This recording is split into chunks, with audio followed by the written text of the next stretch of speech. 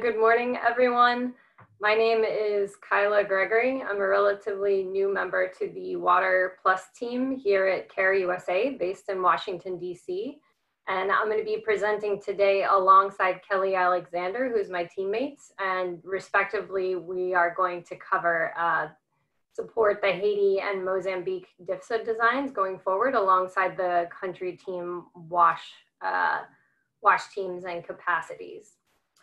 Okay, so with that, let me share my screen. There we go.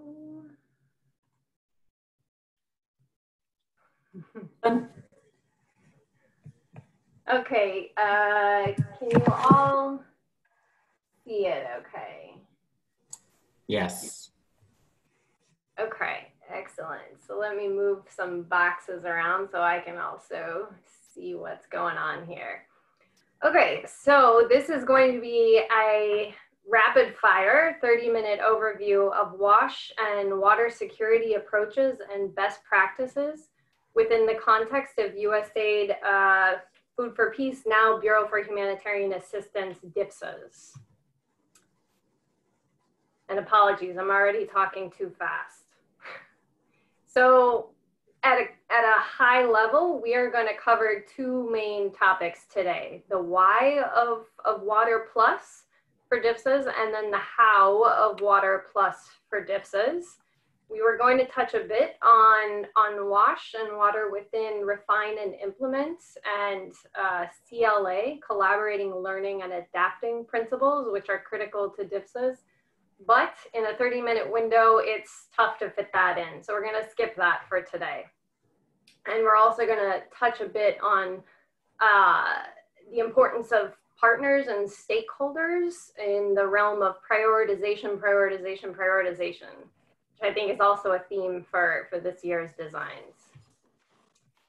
So the why of WASH, starting with the BHA, formerly FFP, Strategic Results Framework, which Mara pointed to and explained in detail last week and the week before. So the vision for WASH and water within this is articulated somewhat clearly, probably not very clearly, within the strategy, the results framework, as well as within the narrative of that strategy. And it is worth taking a look at that if you haven't. Sorry, Kyla, if you can slow down a tad. Thanks. Sorry. Yeah. Okay. The sections that are of most interest to WASH and water fall within 4 different intermediate results, and they fall within both strategic objectives. So SO1 being more of the emergency basic needs side of the results framework, making sure that those basic critical needs are met. SO2 being more of the development transformative approaches side of the results framework. Importantly, WASH and water falls within both of those. And it falls within sort of the spectrum of both WASH, nutrition, and health, which is critically important to DIFSAs, but water also falls within the IR 1.3 and IR 2.3, which point to the importance of natural resources and mitigating environmental risks. So thinking about, beginning to think about droughts and floods as key shocks and key predictors of food insecurity in many of the DIFSA communities. So building off of that results framework, I wanted to highlight how that aligns very well with CARE's Water Plus portfolio and overarching kind of vision for WASH and water, which similarly views water across the continuum of water resources, natural resources, ecosystems, productive water, and of course, domestic water, sanitation, and hygiene, what we know as WASH. So it's important to note as well that there are, and Peter pointed this out to me the other day, and I thought about it and I said, man, this is really something that I hope that we can point to more specifically when we respond to an eventual RFA. These strong intersections and linkages between water and other key DIFSA elements, so namely climate risk management, disaster risk reduction, or DRR, conditional food assistance, what's commonly known as for work or for assets, health, nutrition, obviously, and gender, which, apologies, it's not depicted here, but it is incredibly important specifically for women's time poverty as it relates to water. So building off of the previous slide, this slide is just a quick reminder of all of the different sectors and approaches that are affected and linked to Water Plus. Because we're doing this all virtually and we can't be in the same room and we can't pop around to the different tables and say, hey, for gender, hey, for nutrition, we got to think about these couple of critical factors and approaches when it comes to water. Instead, we're putting them up on this slide. So hopefully this is a reminder for those of you who are sector leads for other parts of the design to just keep these things in mind. WASH, health, nutrition, Kelly's gonna touch on this a bit, but obviously those are very critical and foundational to DIFSAs. Mitigating the impacts of fecal ingestion and enteropathy in particularly children under 5 and under 2. The impacts of water resource planning and management, of integrated water resource management, obviously impacts many, many foundational elements that contribute to food security and often insecurity, as the case might be. And then the broader impacts, again, on gender, on women's empowerment, on school attendance, menstrual hygiene, safety, conflict, government prioritization, governance, financing, all of those things. Lots and lots of different linkages and sectors to keep water in mind. So my favorite slide and my soapbox, if I can call it that, is that we really need to keep in mind new or perhaps very long known learnings about the role of water in recurrent food insecurity.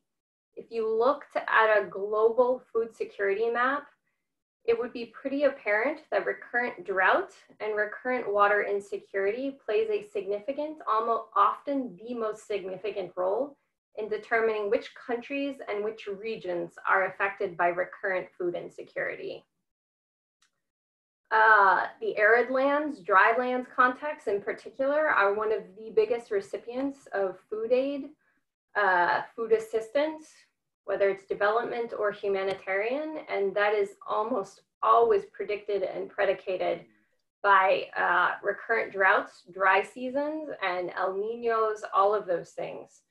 So the cyclic diagram that you see there is trying to depict the impacts of drought on obviously water deficits, water insecurity at the household level, at the village level, and at more of the productive level, which obviously result in crop losses, livestock losses, other productive water and domestic water losses, which in turn can contribute to acute food insecurity, acute malnutrition, sometimes displacement of populations, which in turn drives humanitarian responses and the need for humanitarian assistance, which is hypothesized to erode capacities and community resilience and so on. So it becomes this sort of this cycle that is quite hard to break unless the underlying issues of water insecurity and poor water resource planning and water resource management is considered in the context of a DIFSA.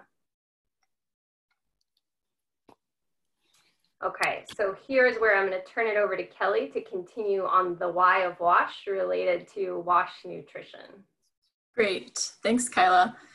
So I'm Kelly. I'm based in Atlanta with the water team. I'm a technical advisor, and Kyla is based in DC with the water team. She's also a technical advisor, so we're co-presenting today. So many of you have seen the F diagram before, and we're basically trying to keep feces or poop from getting into the mouths of people. That's essentially what this F diagram is showing. Next slide. So when we think of WASH, we usually think of very simple water, clean water, toilets or latrines, and hand washing. And so we create these barriers, the very simple barriers, simple infrastructure and behavior that keeps feces out of our mouth. Next slide. So when we think of a toilet, we want toilet to keep poop in one place and out of our home environment. And so we think, okay, we just need to have a house, build a latrine, and have people use it, right? Next slide. But we know that a lot of different things go into maintaining, building, rebuilding, and using a toilet. There are all these different factors. So it's a lot bigger than just the infrastructure. Next slide. And when we think of safe water, we're looking at either piped water or a protected water source or a hand pump, or people storing the water safely in their home. And once again, we think about infrastructure only. But next slide. It's a lot more things, right, that really bring water and allow it to be safe into our house, whether it has to do with the availability of water in the environment, whether it has to do with governance, whether it has to do with maintenance of the water system. There are so many different features that go into supporting the safe water system. Next slide. And so, you know, here, hand washing, the same thing. We think about people needing to have the habit of hand washing at key times and people needing to use soap for hand washing. But once again, next slide, it's a whole, you know, suite of things that you need water and you need that behavior and you need that support system all going into allowing for hygiene and hand washing to happen. Next slide. And one area within hygiene, here we have fomites, and fomites, most people might know of them by now through COVID-19, but fomites are things that can carry pathogens, can carry a virus or a bacteria. So whether it's a kid's toy or a doorknob or your cell phone, you know, these are the things that can carry pathogens maybe onto our hands and then into our mouth. But here we're showing that food hygiene needs a lot more focus within the realm of hygiene. Next slide. And so technically within a DIFSA, we're also really focused on babies and baby growth and you know, nutrition and health. And so we're looking at all the different ways here on this graph that is showing that poop can get into the mouth of children, like through the floor, through dirty water, through food, through their hands, through these fomites. And so that's really what we're thinking. We need to be constantly thinking not only about adults, but also about babies and how poop gets in their mouth. Okay, next slide. So, you know, all of these different things from all the previous slides are factors that can feed into protecting the health of humans, right? So next slide. So we often think of it as the simple infrastructure of, okay, we need to drill a water pump. We need to have people build and use toilets. We need to have people know when and have access to water and soap for washing their hands. And so we really often simplify it down to these things.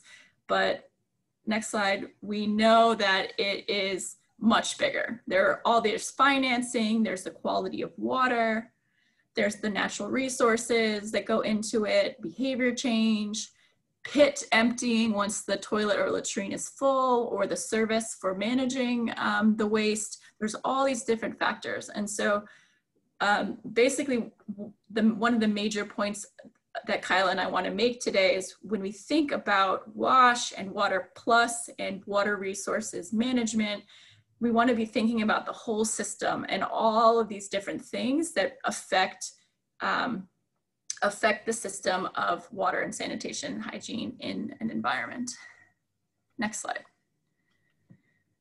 So briefly, I just want to talk about some common approaches and some things that we can think about moving forward and as we develop the DIFSA. Next slide. So I won't talk about the common approaches because those will all be very familiar to WASH people, but thinking about our less common approaches or approaches that need more detail. We need to think about what we can do in areas where CLTS perhaps has been tried and is ineffective. Maybe that's in a sparsely populated area, or maybe that's in a place where literally they've had CLTS time and again and it just isn't working, and everyone says, oh, it's because they've never done it right or they've never facilitated it right, but maybe there might be something else. Another strategy is sequencing CLTS, ATPC, sequencing CLTS with market-based solutions. For example, in Ethiopia, one of the things that our projects has done there is they did the triggering event within a community.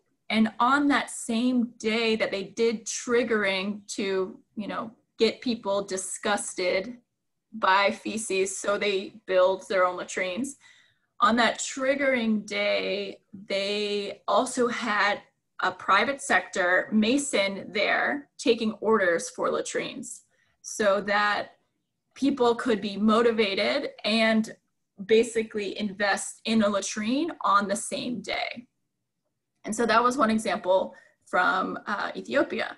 And for example, in Mali, we also saw that we had a lot of success when we had masons trained on all of the different types of soil and geography in an area, so that when the designs were stronger for that soil type or for the climate, and that people knew who to reach out to when the latrines fell down and they needed them to be rebuilt. Okay, next slide. So thinking about hygiene within DIFSAs, like I mentioned, food hygiene and considerations of babies and the baby environment and baby wash and how we can work within or from that perspective needs to be fleshed out a bit more. We also need to think about like environmental sanitation and if a floor can be cleaned easier versus floors that are dirt, because there have been studies that have shown that sealed or concrete floors of houses have less diarrhea and less stunting than floors that are made of dirt, even holding aside income. So measuring environmental contamination is one thing. You heard yesterday from Tom talk about care groups, and we do WASH messaging through the care groups, but we also need to think about what other ways we can do social behavior change messaging beyond the care groups. And then just lastly, when we're thinking about barriers to hygiene, or motivations for hygiene, we've seen in some contexts that if a woman has clean hands and a clean face and is really interested in her hygiene, then her husband thinks she's cheating on her or something like that. And so we need to be thinking about how we project our messages and how we sort of integrate our hygiene messages according to the local context. So that's all I have, Kyla. Okay, I'm gonna continue along this theme and highlight a few of the maybe less common approaches, and these are not care or Save the Children specific, these are kind of global to DIFSAs. So less common approaches within the subsector of kind of water plus. Water within the context of a DIFSA the goal is improving safe, reliable access to domestic or productive water. And that includes water resource planning and management. So DIFSAs often focus on rehabilitation, new construction, community-led management. So village water committees is a real kind of common baseline intervention. Less common approaches, really focusing on reliability, functionality, and sustainability of the goals as goals of that WASH program and as key metrics within the design and outcomes. Really thinking through your strategies and what's feasible and what's most likely to ensure operations and maintenance, O&M, of those significant water investments over the life of the award and after you exit. Financing and governance in the same vein. How are those contributing to maintenance, reliability, functionality? Clear and concrete linkages to the private sector, to local government, and to systems approaches. These are pretty common vocabulary terms in broader USAID kind of WASH programming, and finding ways to incorporate them into DIFSAs is obviously a bit more challenging. There's certainly, it's a more difficult context in many of these DIFSAs than it is in other USAID WASH programming. But that being said, there are definitely promising approaches and evolving learnings on this. Water quality assurance planning, those WQAP templates, thinking through those in terms of a DIFSA and what's feasible and realistic and viable and is going to result in safer water for communities. And then thinking about design and construction quality. One of the biggest lessons learned out of the Food for Peace, the ex post that was done a few years ago, Fanta and Tufts, was that quality of construction and those quality of materials was a very strong predictor of whether or not those water systems would continue to function post-project. So thinking about that and building that into the design. For water resource planning and management, these are common in DIFSA. These approaches are, they're often spread across multiple sectors. So sometimes there isn't a clear strategy on how to pull it all together and to measure the outcomes and impact of that WRM approach. So again, back to my soapbox slide of planning for resilience, planning for those key shocks of droughts and floods, as the case might be, depending on the country, depending on the context. Thinking about water security metrics and indicators, and thinking about that as specifically in the context of predicting food security and building that in. Making use of those hydro-geo assessments that are required before construction takes place, and using those for long-term planning and for developing relationships and planning agreements with local government. Strategic water resource planning management coordination, same thing, just thinking through like a broader strategy on how to do this, how to measure it, and how to demonstrate impact. Okay, quick slide on myth busting, because I've heard some of these over the years. Again, not at all specific to care, just want to make sure that it's clear that maybe some of these are not necessarily true. Myth that USAID has a low appetite for new or different approaches. There is a strong recognition that many of the DIFSA WASH and water approaches have not achieved sustainability or sometimes even impact. So there is an appetite for approaches to address this, to test it, to be strategic about how to look at different approaches for doing this. Myth that USAID BHA always wants to see a certain approach like CLTS. They always want to see CLTS, or they never want to see this. They never want to see school WASH. Reality is that your strategic objectives and approaches should always be informed by the context, the stakeholders, and really avoiding that menu of options or corporate approaches and coming up with things that are informed by that context and that are going to work is a good path forward. There's a myth that DIFSAs really aren't that visible within kind of the USAID WASH spectrum. They're kind of the side project. In the last 5 years, there has been a dramatic increase in the visibility and scrutiny into the DIFSA portfolio writ large, and into the WASH in particular portfolio in the spectrum of USAID's Water for the World earmark, in the spectrum of now the 3R bureaus that connect them, and the Water Leadership Council. In particular within those resilience, USAID resilience countries where there's that deliberate linking and layering of partners, there is a significant amount of scrutiny. And those applications are reviewed with a very strong lens on what worked, what didn't in previous ones, and how to best use those very large resource pots.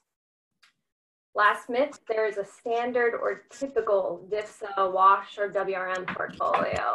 That, oh, DIFSA, WASH includes X, Y, and Z. Reality is that there are many DIFSAs globally that have taken very different approaches to WASH and WRM. There are some. Can you slow down a little bit?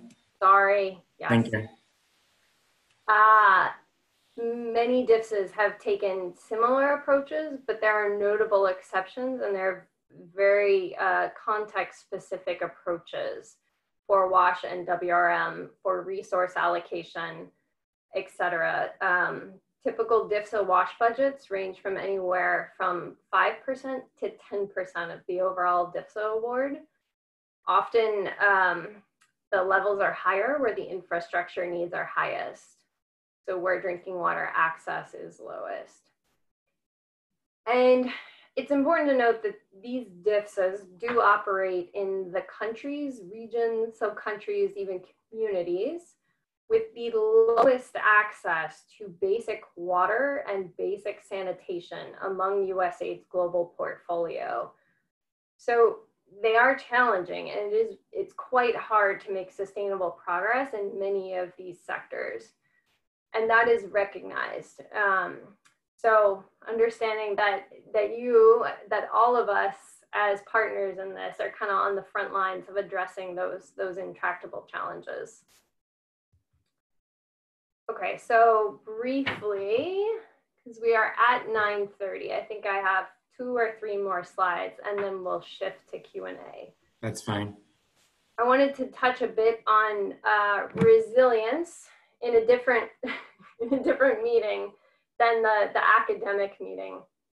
Within USAID resilience platforms, and the notable ones thus far are Kenya, the PREG, the Partnership for Resilience and Economic Growth, Niger and Burkina RISE, and now RISE 2.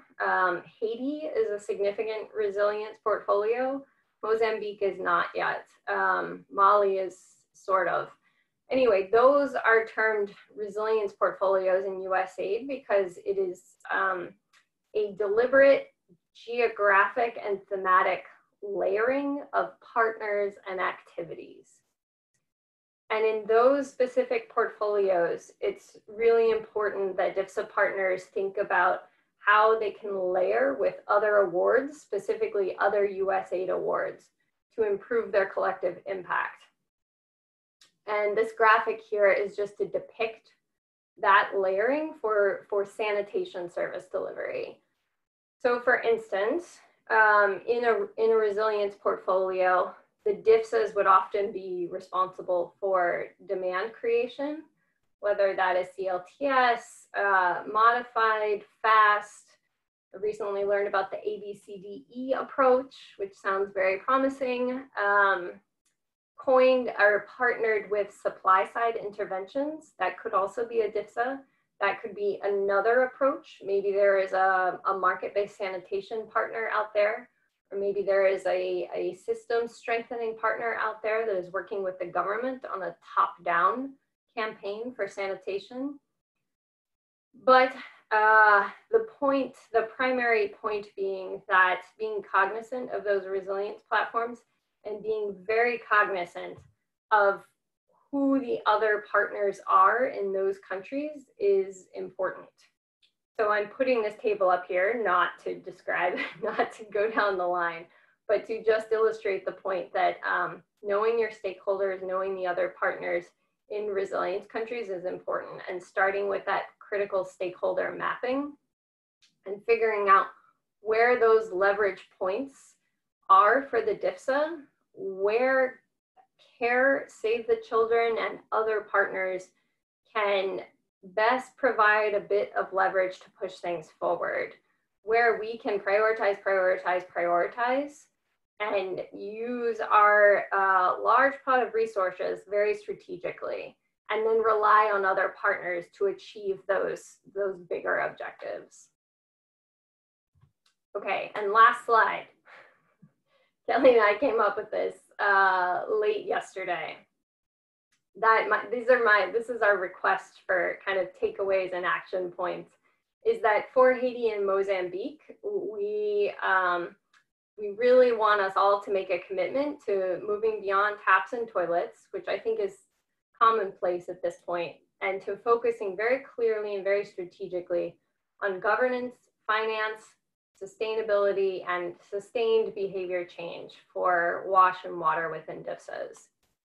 And in line with the overarching theme of prioritize, let's be strategic about our partnerships and complementarity, and recognize and prioritize the CARE, Save the Children, and other partners' strengths, and maximize those to our benefit.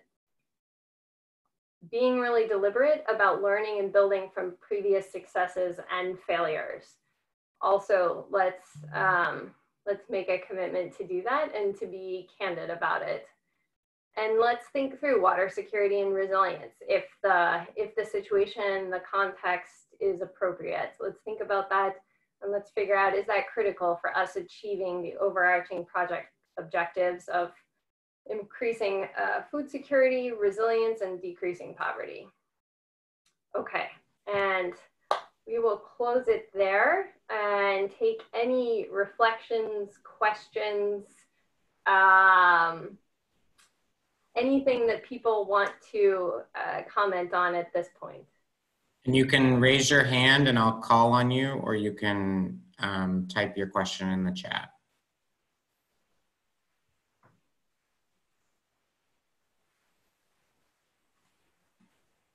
While we're waiting, Kyla, I have one thing that I'd ask maybe if you could talk about that I think might be helpful for people.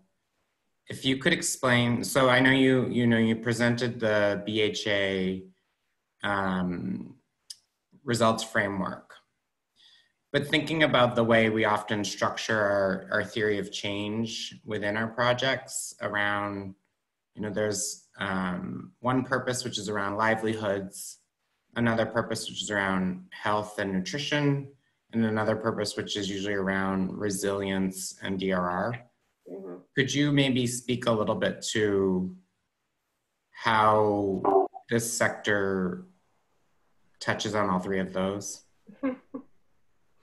It's so, you mean in terms of how to capture that in the TOC? Yeah, well, I just how it's kind of cross-cutting the way we treat water, I think. Yeah, it is. I think it's often the case in DIFSAs that water is cross-cutting and it's addressed, right? There's irrigation initiatives, and there's kind of equivalent to water user committees that are formed to work with those irrigation committees to provide some semblance of sustainability and maintenance.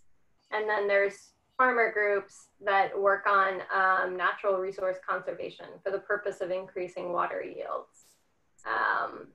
But at a higher level, that vision for tackling water-related shocks and droughts, and thinking about that in terms of what are our goals, how are we going to get there, and how are we going to measure it, I think is sometimes lacking. So we have a question from Saul in the chat. There is a Usaid Transform Wash opportunity coming up in Mozambique, and likely in the same geographic areas as the DIFSA. To what extent would you anticipate this award influencing the scope of the DIFSA?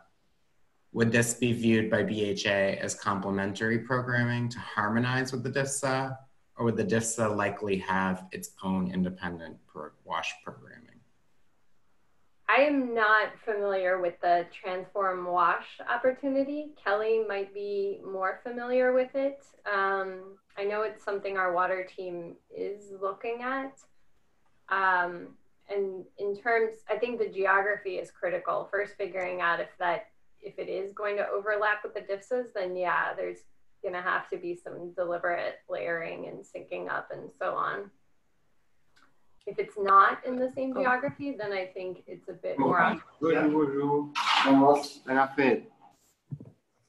Yeah, no, thanks, Kyla, and thanks, Saul, for that, for the question. Kyla, I think that answering maybe from a different perspective from your experience would help, but from what I've worked on in terms of DIFSAs, any time that we can sort of take advantage of another program working in the same area, whether it's our ally or, you know, a government initiative or our own programming within care, I definitely think we end up utilizing the benefits of that program, so then we can maybe decrease our, you know, our wash budget within the DIFSA, for example.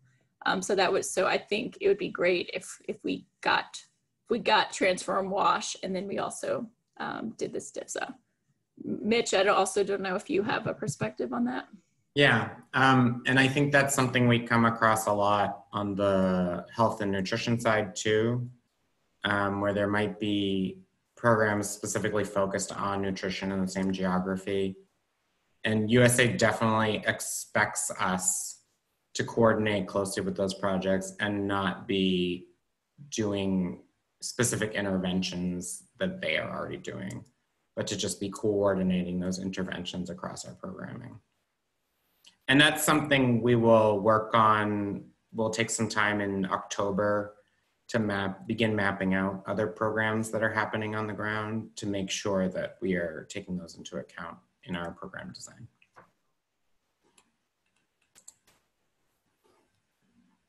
Any other questions? I just wanted to mention that I think Kyla spoke to this briefly, but it seems like in every DIFSA, we're always sort of battling how much are we going to intervene in schools, and how much are we going to influence the school wash environment? How much are we going to try and work in health centers and make sure that they have adequate water and sanitation and hygiene measures in place and all of that? And there's no answer for that. And a lot of it ends up coming down to budget or coming down to what is our strategic objective, what is our main focus. But just to flag, that will come up, the school and the health thing, and there's no easy answer, and we're gonna have to sort of figure out the best way.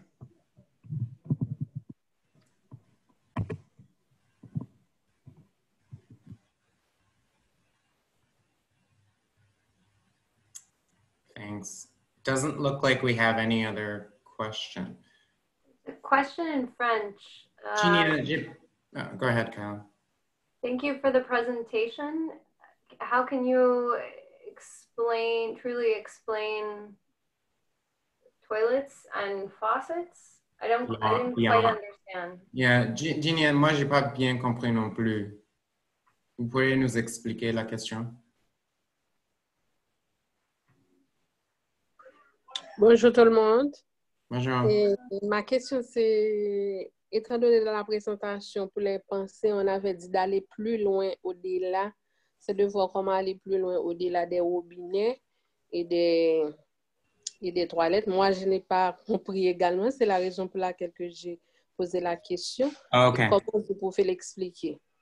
Okay. Did you catch that, Kyla? So I'll translate it for everybody either way.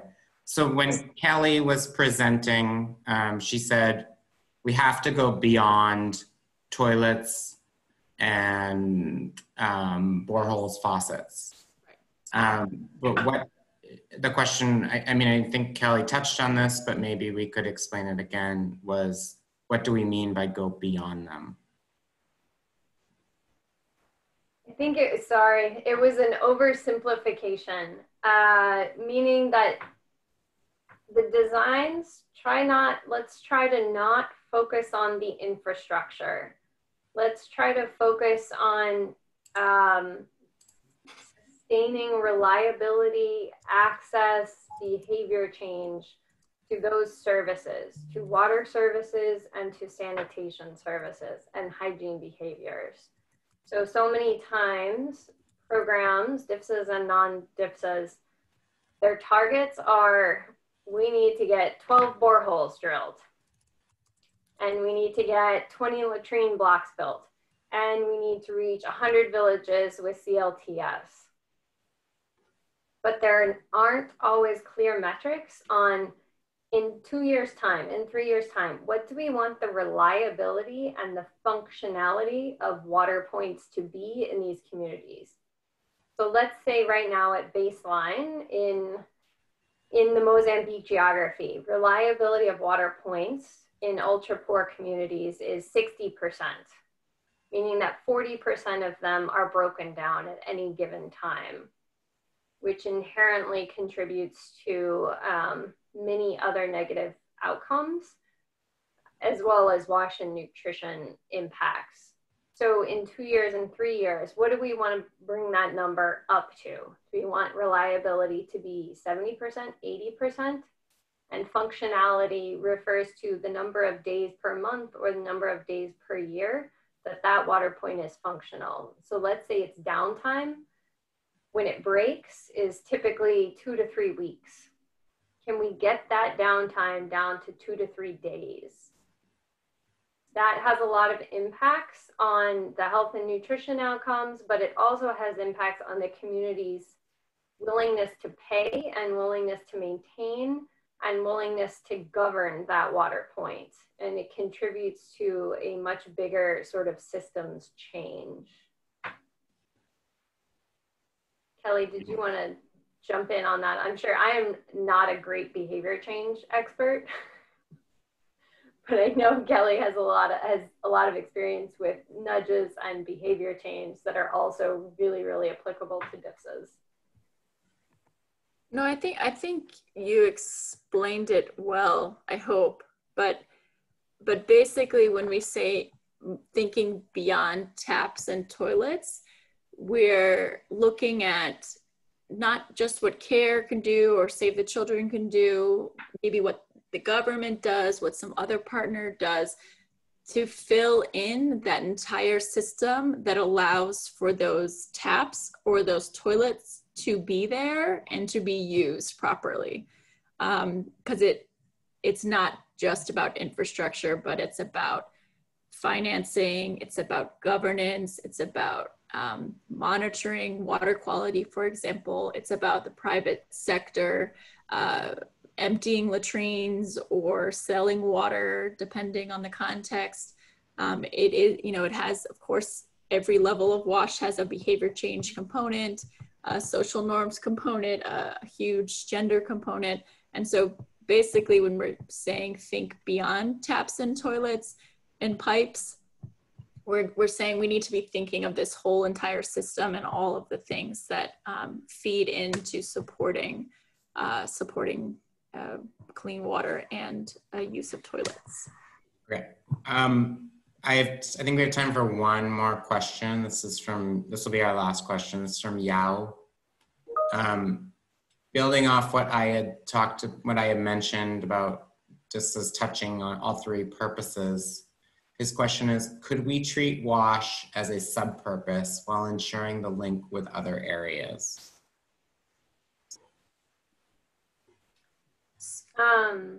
Yeah, go ahead, Kyla. I would say it really depends on the goals and objectives and the context we're working on.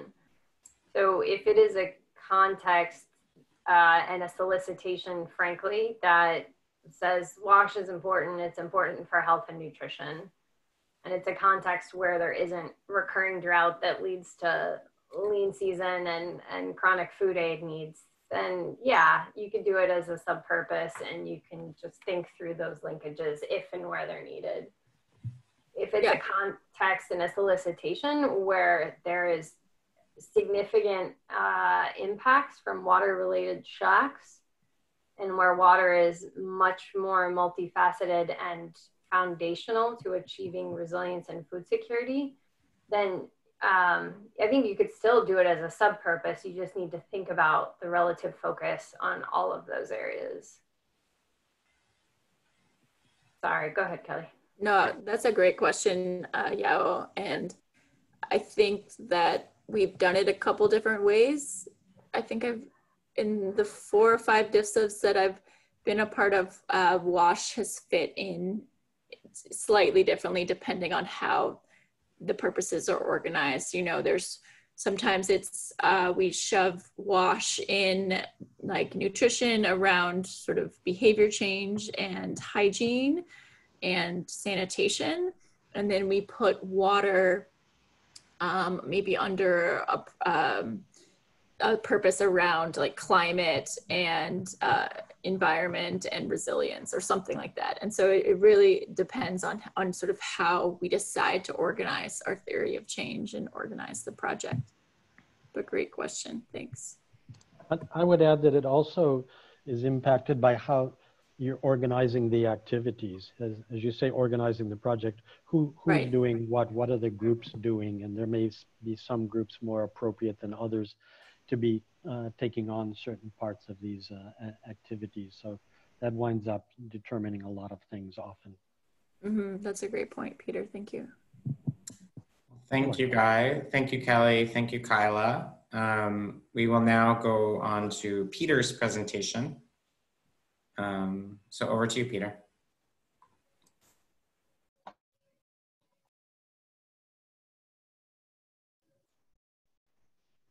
I have a touchy mouse that I have to touch to get it to do things.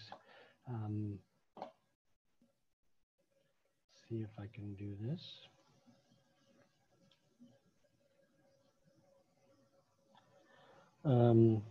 Whoops. I forgot to share my screen, so I have to go back. Sorry about that.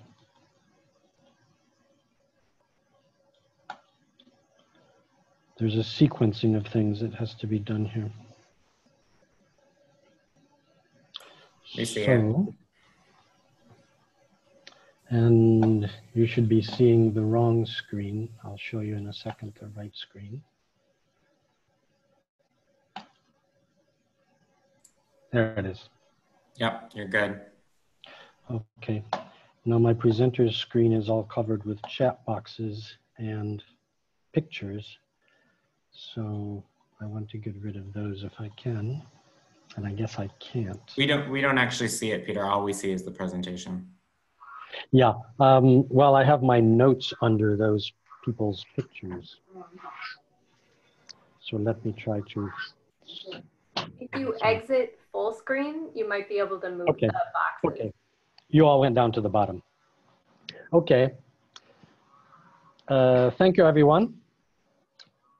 I'm going to give you a presentation. It's the last but not the least of our technical purpose presentations about resilience and disaster risk reduction. The two are quite related, and I won't make any great effort to separate them. And I think as we've already seen from the previous presentation, it's also quite linked to water, quite linked to livelihoods. There will likely be specific guidance within the RFAs for Haiti and Mozambique when they come out, concerning what they want us to do with these two subjects.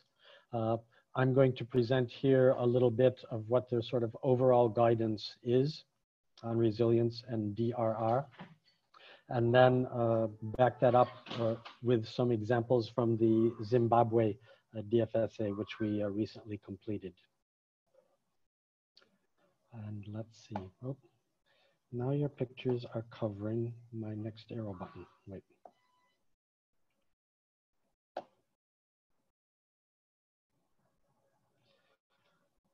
Sorry, you guys. Okay. Next slide. Okay. The first part I'm going to talk about resilience. And one of the questions we hear is resilience a process or an outcome? I'm going to give you two quasi definitions of resilience, one by CARE, one by USAID. I think you'll see that the definition by CARE is much closer to a process, and the definition provided by USAID is closer to an outcome. For CARE, the definition is if the capacities and assets to deal with various shocks, stresses, and uncertainty are built and supported, and if drivers of risk are reduced, and if these actions are supported by an enabling environment, then resilience is increased. USAID gives us a little more precise definition. Resilience is the ability of people, households, communities, countries, and systems to mitigate, adapt to, and recover from shocks and stresses in a manner that reduces chronic vulnerability and facilitates inclusive growth. And I put those two up here with this plant growing out in the middle of the desert, maybe just as a little thought provocation. If I look at this plant, I see an outcome. I see maybe this, the definition provided by USAID as being expressed. This plant is definitely demonstrating the ability to adapt to shocks and stresses, mainly the sand dune that is doing its best to suppress it. If you think of it in terms of a process, it's a lot more difficult to see. If you wanted to see those processes that CARE talks about, you probably have to go down to the cellular level, see how that plant is sending water down to the roots to store it, how it's sending growth hormones to the leaves. Sorry, Peter, if you can slow down a little bit. Okay, sorry. How the plant can send the growth hormones up to the leaves to make them grow faster than the sand, etc. Briefly to say that the processes are often a bit more hidden. They're not as obvious as the outcomes. So while we need to work through processes to develop resilience, we do want to be able to see it in the end, much as we're able to see this plant.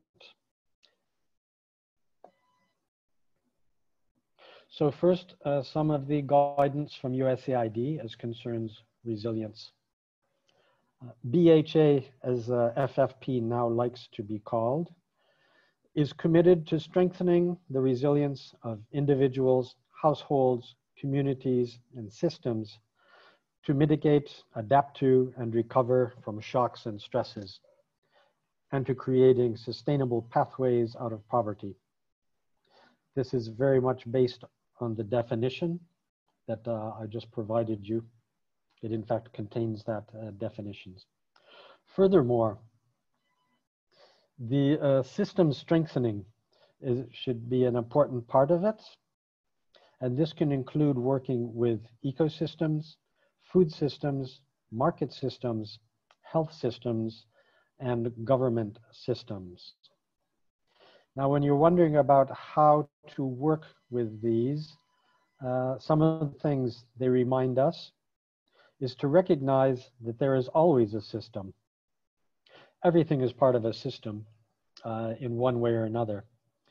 Even just a farmer watering his tomatoes, he's linked to a system, several systems, of course, including a market system, the ecosystem, etc., just to give an example. Another thing that as CARE, as a major organization, they call on us to capitalize on our convening authority. CARE has very much the potential to convene actors around problems and interventions that communities or even perhaps even local services might not be able to convene these actors. So it's definitely something, it's an opportunity, it's a capacity that we want to make use of. We are also encouraged to embrace facilitation. Facilitation meaning don't tell people what they should do, but rather facilitate the discussions that will bring them to identify what they want to do and how they are able to do it, including where they have their available resources, where they have their strengths, and maybe even what are their weaknesses, where do they need support. And lastly, monitoring and evaluation. Monitoring and evaluation are very important for sustainability, and what we're seeing for measuring sustainability, I should say. And also more and more, we're finding USAID is very concerned about adaptive management, and monitoring and evaluation are a critical part of adaptive management. Here are some of the guidance that we were provided by USAID for the Zimbabwe DFSA. Some of this guidance goes a little more in line with the local context. They told us that strategies should enhance human and social capital. I'm sure they saw that both as a critical factor and as a potential that needs to be developed, especially the social capital side of things. We were told to mitigate risks through diversified livelihoods and do that in a climate sensitive manner. And I think we've heard about diversified livelihoods both in the presentation last week, where we discussed livelihoods. Ellie gave us a good view of that, how important their diversification is, and also how it needs to be responsive to climate change and climate vulnerability. And also to increase assets and access to financial services and promote financial inclusion. And I think you can see this is a cross-cutting issue for everything from WASH to livelihoods and to resilience. Some continued guidance that we were provided. The proposal, we were instructed to describe how activities contribute to resilience and disaster risk reduction, DRR. And we should do that in relation to both agricultural and man-made stressors. Those man-made stressors can include things like economic, the macroeconomic situation, inflation, for example, as well as geological and climate-related shocks and stressors.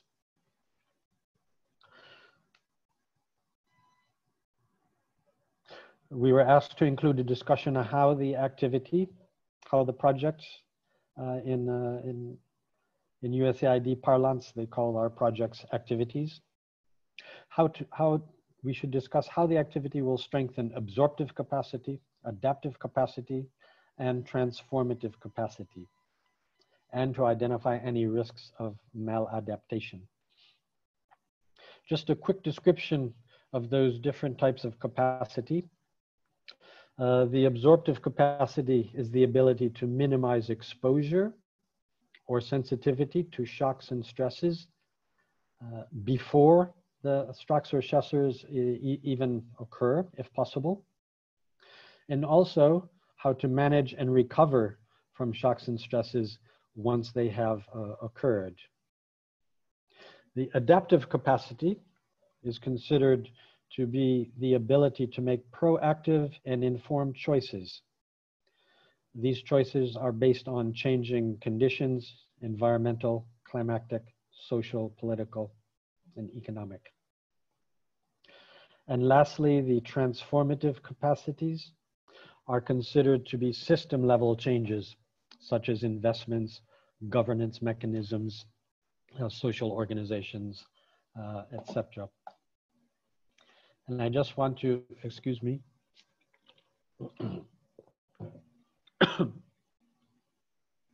just to give an idea what CARE has a nice definition for transformative capacity.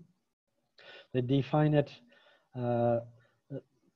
is the capacity to transform the dynamic relationship between households, communities, and their institutions, as well as the environment that generates shocks and stresses. So they're looking this very much as a process, and how can we transform relationships that exist, but maybe are inappropriate, or they're too restricted, or there are power relations problems between these different actors. How can we transform those relationships in a way that will increase resilience? I think that brings out very strongly the point that resilience is not just an outcome; it is definitely it is definitely a process. Here is a list that I found of measurements, indexes for measuring resilience capacities. I should say that any of you that have looked at how to measure resilience have probably come away a bit confused or overwhelmed. And I think that's common. I think definitely a lot of debate still going on about how to measure resilience, beginning with that debate of, are we measuring a process or an outcome? But I'm presenting this just to give you an idea of the sorts of activities or interventions that enter into these different types of capacities. So you have the three capacities listed here: absorptive capacity, adaptive capacity, and transformative capacity. And one of the interesting things that I note across these is the importance of social capital. You see it in all three of them. It is definitely a common element all the way across. The absorptive capacities often concern households. So we often see those interventions coming in at the livelihoods level, things that households themselves can do. You can see, well, the safety nets, asset ownership, access to cash savings. That sounds like DSLA to me, etc. The adaptive capacities, you're getting already into more collective actions as well as household actions. There we have livelihood diversification, which would be probably at a household level. Adoption of improved practices would also generally be at a household level. But also other things, aspirations, social networking, human capital, education, and bridging capital and linking social capital. And on the far right side, the transformative capacity index, note that we actually have the greatest number of indicators or indexes under the transformative capacity.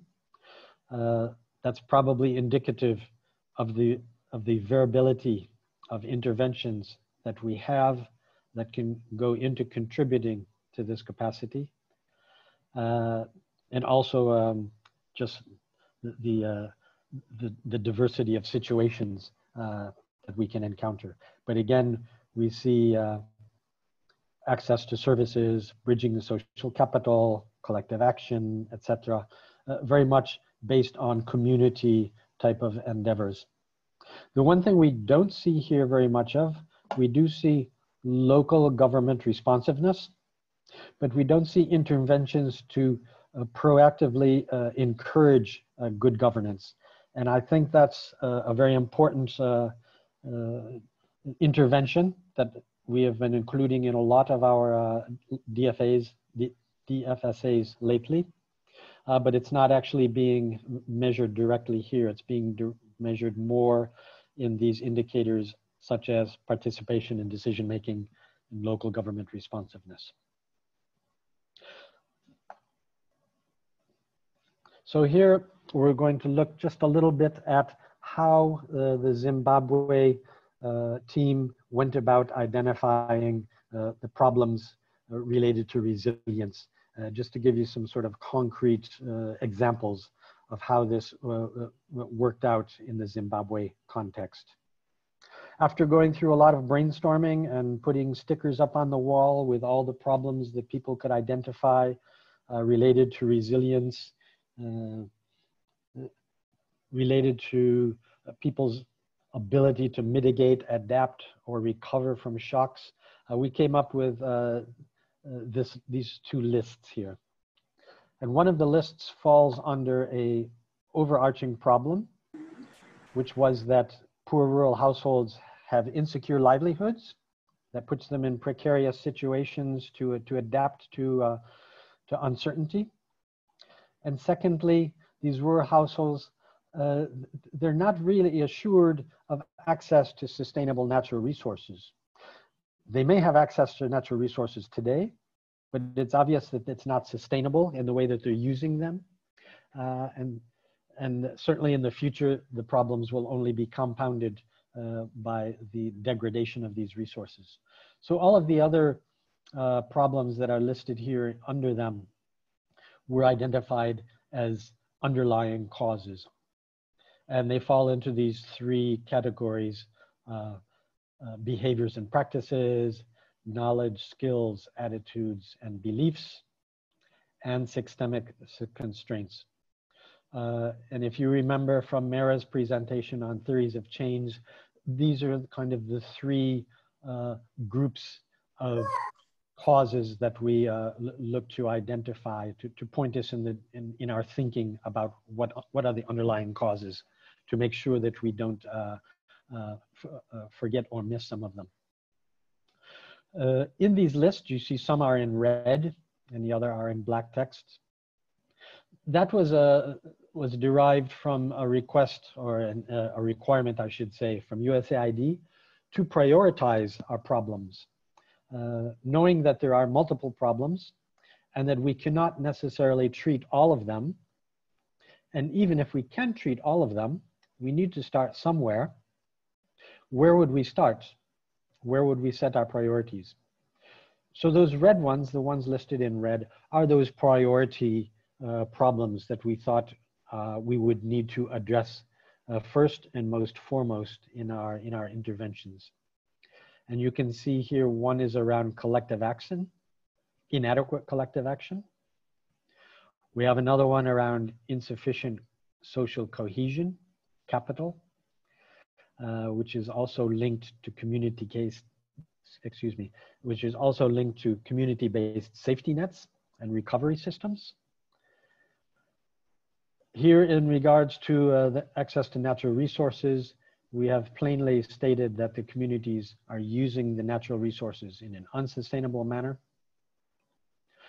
But we also noted that there's weak community motivation to actually do something about it.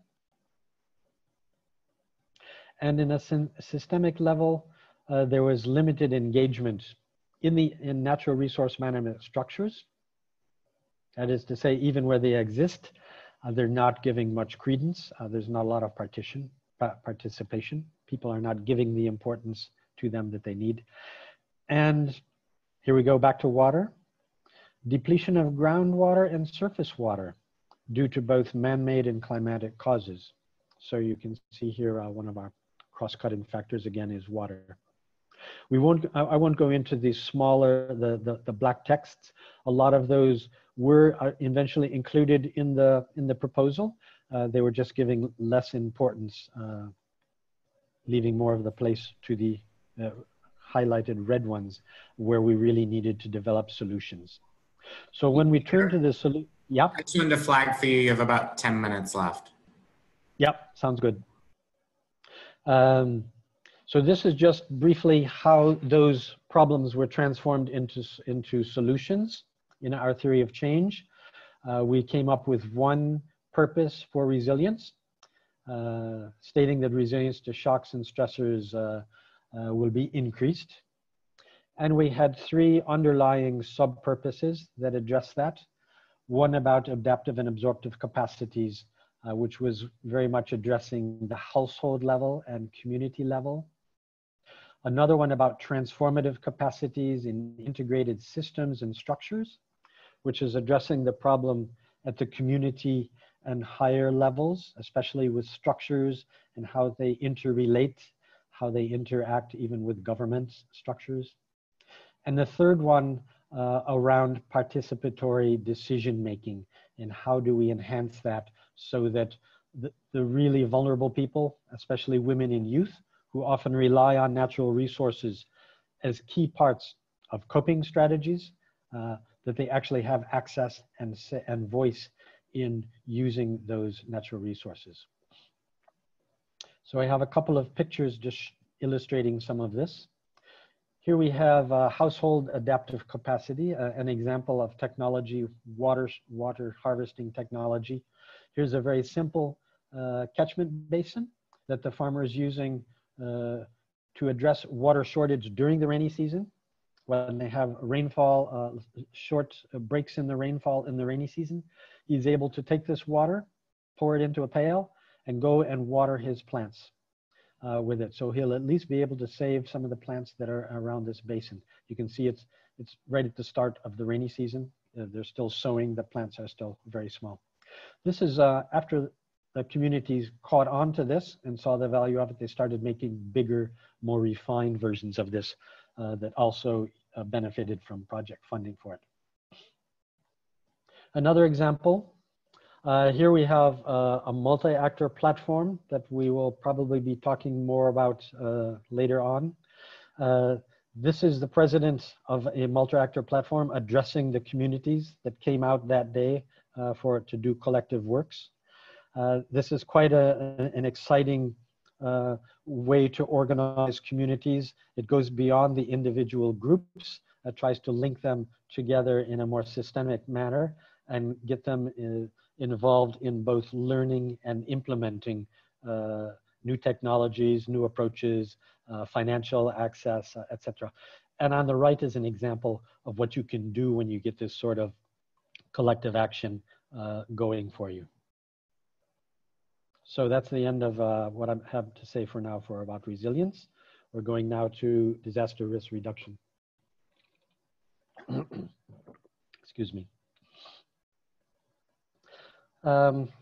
Before we can really go far into this, let's have a definition of what is risk. There's a lot of discussion about this. I looked on the internet a bit to find something and found these definitions for risk and how it is considered as a relationship of hazards and exposure to hazards and vulnerability to these hazards. So risk, as defined by the UN, United Nations Office for Disaster Risk Reduction, risk is the likelihood of harm being due to the exposure and vulnerability to a hazard. Now, a hazard, this is something the UN has revised recently. It used to be basically a physical process, storms, earthquakes, and that sort of thing. They've now enlarged it to include human activity. So it's now defined as a process or a phenomenon or a human activity that may cause loss of life, injury, health impacts, property damage, social and economic disruption, or environmental degradation. And just to add that some of these hazards, they may be a hazard in one sense, but actually may be an opportunity in another. There's some certainly discussion about what constitutes a hazard, and it's very context specific. Whoops, gone too fast. Exposure refers to those assets that are at risk, such as the environment, the economy, buildings, and people. And vulnerability is how susceptible those assets are to damage or impact. So theoretically, you could have a community that's at risk for, let's say, flooding. That would be the hazard. But if they built all their houses on stilts, they would reduce their exposure. And if they moved all their fields to hillsides, they would also reduce their exposure. And if they all had savings to get through a drought or a flood, they would reduce their vulnerability. So you have these different means of reducing your risk by working mostly on the exposure and the vulnerability. it is much more difficult to work on the hazard itself. That's usually something we cannot change easily. So our USAID guidance for disaster risk reduction, these are what they have. And when you get this presentation, all of these have links to USAID documents. They have a strategic approach that includes, here it is again, diversified livelihood strategies. We've seen that before. They encourage us to develop early warning systems, preparedness systems to mitigate and prevent the impacts of hazards, and to integrate this preparedness with disaster response, early recovery, as a means of transitioning to resilience. These are the type of activities they encourage, and I think we've all seen these in many of our projects. Early warning systems. Of course, we need an analysis of hazards. This is kind of a specific situation for those places where they encounter a lot of structural damage. We need to establish and enforce building codes for structures. Train first responders who can immediately act. That would again be in places where they have very strong physical disasters. And again, diversifying income so that people are not dependent on just one means of livelihood. They are able to diversify and undertake other types of activities. For the Zimbabwe DFSA, they encourage us to, not encourage us, they said we must. Applicants must assume a context of recurrent climate shocks, economic volatility, and high levels of acute food security. So that's very much related to the Zimbabwe context. They have all of these types of economic shocks, climatic, and food insecurity that we need to deal with. Applicants should also anticipate spikes in humanitarian needs. That would be, again, related to the food insecurity, and have strategies and contingency plans ready for those.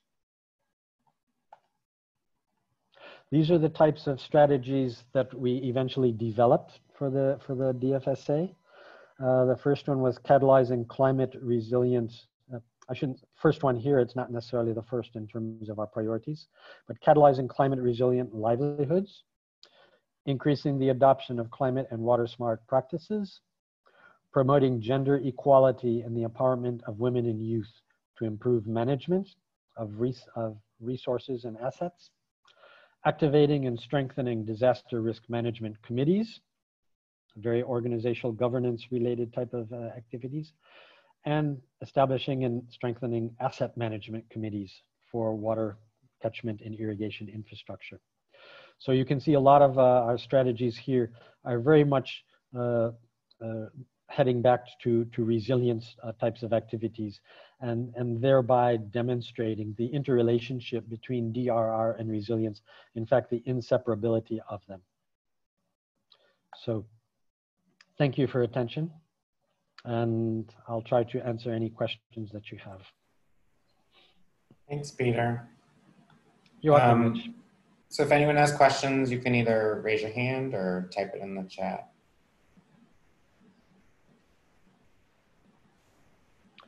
Let me see if I can. I'm going to stop sharing my screen so I can go back to seeing chats. Yeah. Yes, thank you, Peter. Thank you for the presentation. Very clear and good to see you. Well, yeah. This is probably as close as you're going to see me, Yao. I don't think we're going to be coming to visit you. So yeah, hoping to see you very soon. Yeah. Yeah, thank you. In the resilience presentation, there is a term about locus control. I did not get that well. I do not understand. On one of the slide that you presented. I don't recall saying that. Was that perhaps in the translation? Okay, yeah. Maybe, I don't know if it is a loss of control or it's mentioned locus control. I tried to Google, but I could not. Non, en fait, je peux? Oui. Le contrôle des locustes, en fait, c'est les attaques de sauteriaux qu'on rencontre surtout dans la zone sahélienne. Aha. Sahélienne et saharienne. Locust. Okay. Oui, oui, oui. Yeah. Okay, yeah. Yeah, that's a problem. Okay, thank you. So that would be an external shock, yeah. Yeah. Thank you, yeah. Peter, there's a question from Saul. He said, in our Mali application, how was DRR, treated or addressed within regards to conflict?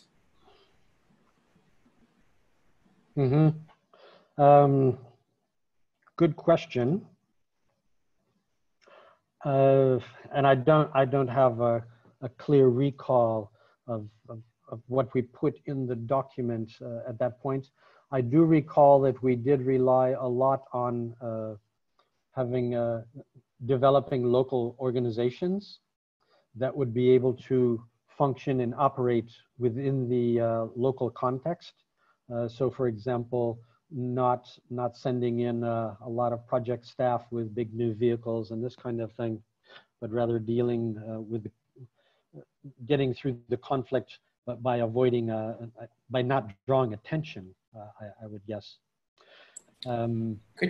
Peter, could you speak at all to how conflict affected like the adaptive, absorptive, or transformative capacities that we highlighted or considered? It would be nice to look back at the document and see what we'd put in there. Again, I think it affected us in greatest part just in how to implement the project, how to be able to get out there and do things, and relying on local organization as much as possible. In some ways, it's an incentive to do things differently. So even though women were having a hard time meeting together and whatnot, we were trying to promote them to provide a more balanced view in decision making in the local communities. Even if they couldn't speak up directly at meetings, but going through like men champions that could pick up on their ideas and bring these ideas to meetings where in fact women's participation was not seen, was not accepted by the extremist groups. Consider that part of the adaptive capacity or even part of the transformative capacity. It was a way of trying to get women to participate more, even without showing their faces. That's the example that comes to mind. I don't have any without looking at the document to see if there was something more specific on that. Given Mozambique, we also may be working in areas that are conflict affected or close to conflict affected areas, though. For the Mozambique team, it will be good to maybe think back to strategies we considered in Mali.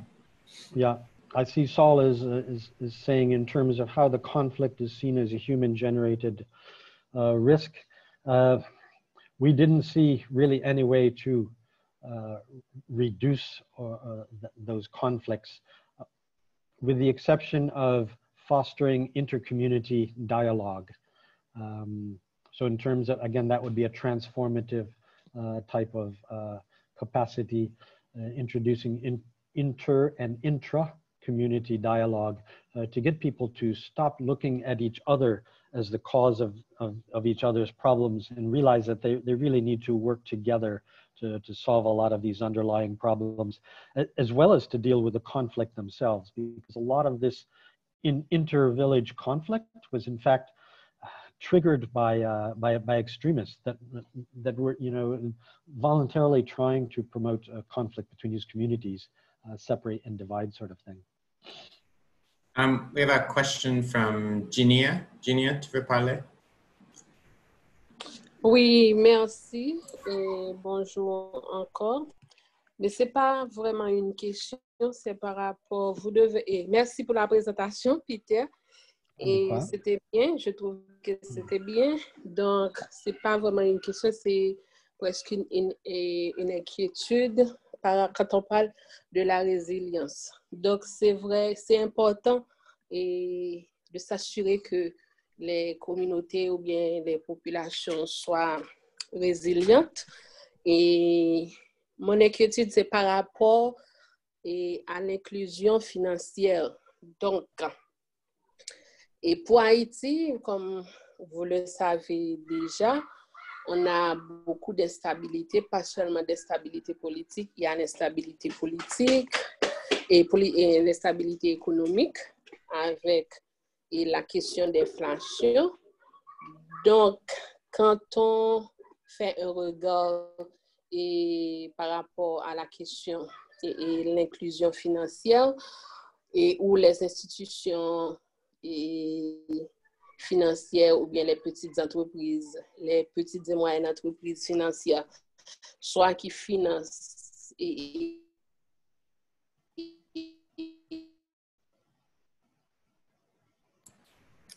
looks like we lost her. Et ces genres d'activités ou qui facilitent avec des taux d'intérêt très élevés où les communautés les plus vulnérables ou les ménages les plus vulnérables ne peuvent même pas y avoir accès, ou même si ces ménages-là et ces communautés-là ont cet accès-là, et il y a tellement de changements dans ce système-là. Quand je dis changement, c'est par rapport le taux, la dépréciation de la goutte, le taux et par rapport au dollar, et qui apporte beaucoup de changements, soit pour les consommateurs au niveau du marché et pour avoir accès soit aux produits ou bien puisqu'on parle maintenant là de wash. Donc, comment ou bien quelle stratégie, comment vous allez prendre cet aspect pour que vraiment qu'il y aurait cette inclusion financière? Merci, Ginia. If you can answer in English, Peter. Okay. Well, I won't propose any answers right here. I can certainly give you some ideas, especially what we saw and proposed in Zimbabwe, where they had also a lot of instability, very high rates of inflation, a lot of regulations about who can access foreign exchange and whatnot. And many of those constraints were resolved by VSLA groups. These are mixed groups, both men and women. And one of their strategies to avoid the problems of exchange rates and inflation was to not to hold cash. They would, as soon as they would pay into their kitties with their contributions, they would go out and buy some sort of hard material good with it, either food goods, non-perishable food goods, or livestock, small livestock, sheep or goats, for example, but something that would not lose its value due to inflation, which is very high. That also might be, well, the VSLA is also in itself to somewhat a response to the what do they call it, the IMFs, the small money lenders with their high rates of interest.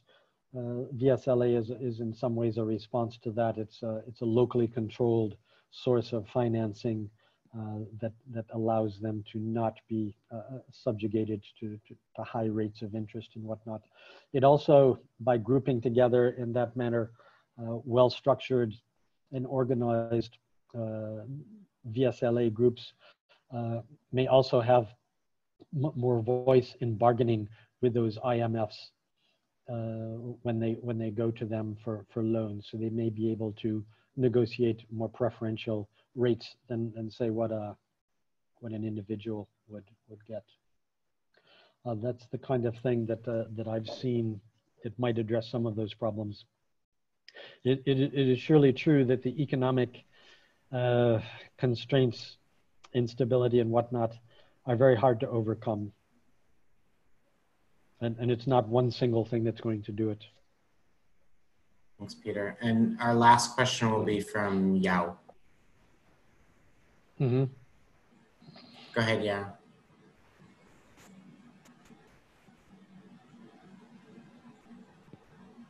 Yao?